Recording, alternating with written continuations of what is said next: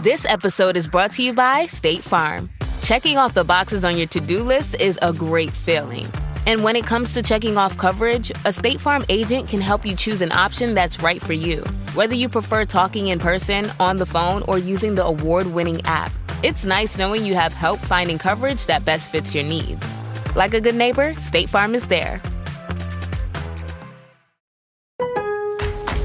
Save big during Labor Day at Lowe's. Get up to 40% off select major appliances. Plus, buy more to get up to an additional 20% off. Shop even more savings with 3 Stay Green 1 cubic foot vegetable and flower garden soil bags for $10. This Labor Day, take care of your home for less at Lowe's. We help, you save. Valid through 9/3. Soil offer excludes Alaska and Hawaii. Selection varies by location. Select locations only. While supplies last. See Lowe's.com for more details.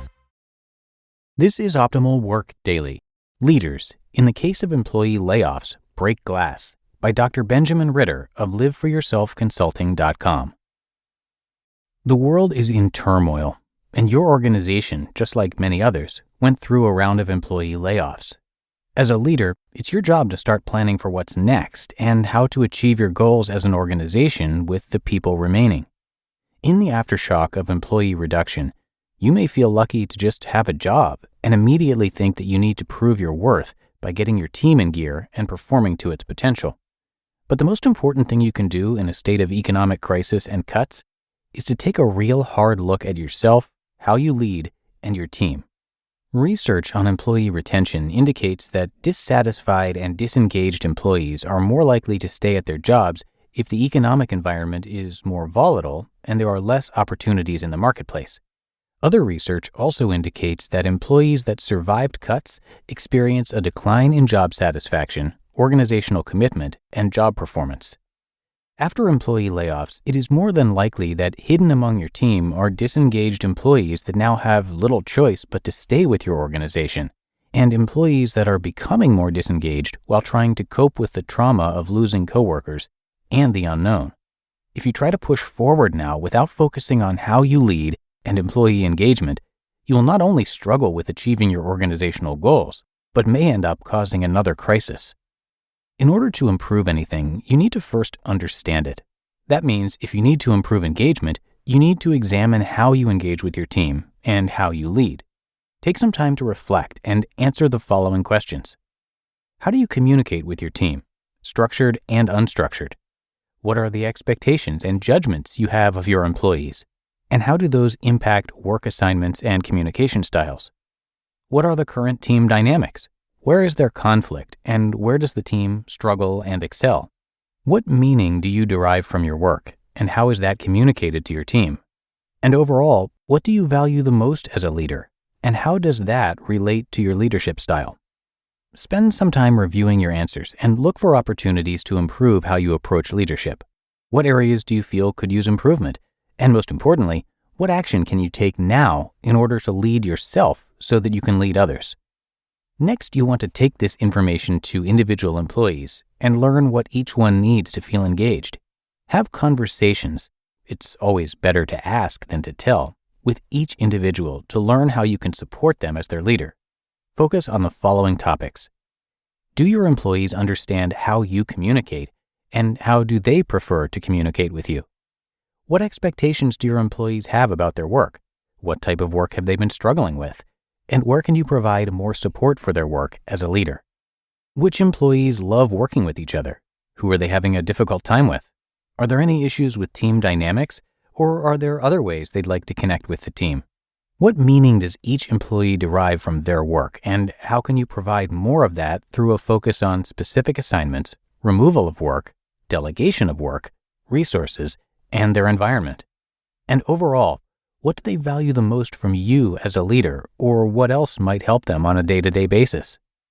The process of a leadership self-assessment and individual meetings with employees may seem overwhelming and the last thing you feel you should be doing in a time of crisis. But as a leader, your role is to literally lead others, and you can't do that if the people in front of you don't want to be led.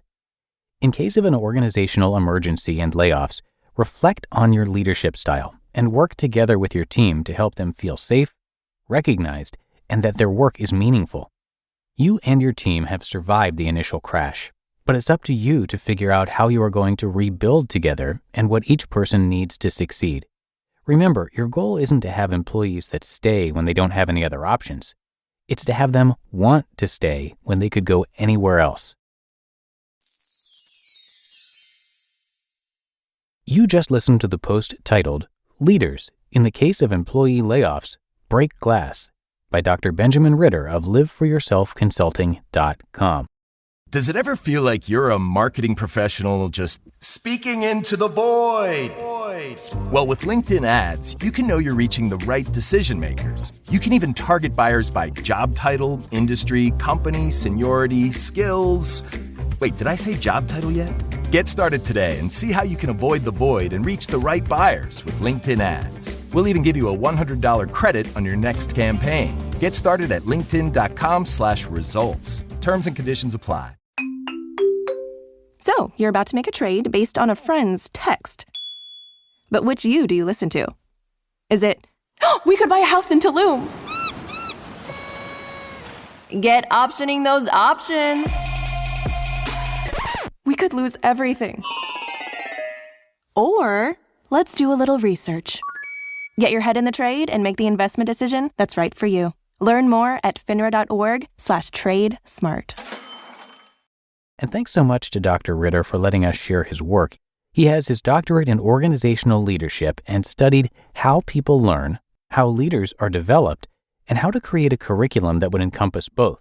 From there, he created Live for Yourself Consulting, along with some programs you can check out. You can schedule a call right on his site, and he also has a podcast called the Live for Yourself Revolution podcast, highlighting the stories of intrapreneurs and entrepreneurs that are truly living for themselves. And you can find that wherever you get your audio. And come by liveforyourselfconsulting.com for a lot more, and thanks again to Dr. Benjamin. But I think that's going to do it for today. I thank you for being a subscriber to the show and hope you're having a great day.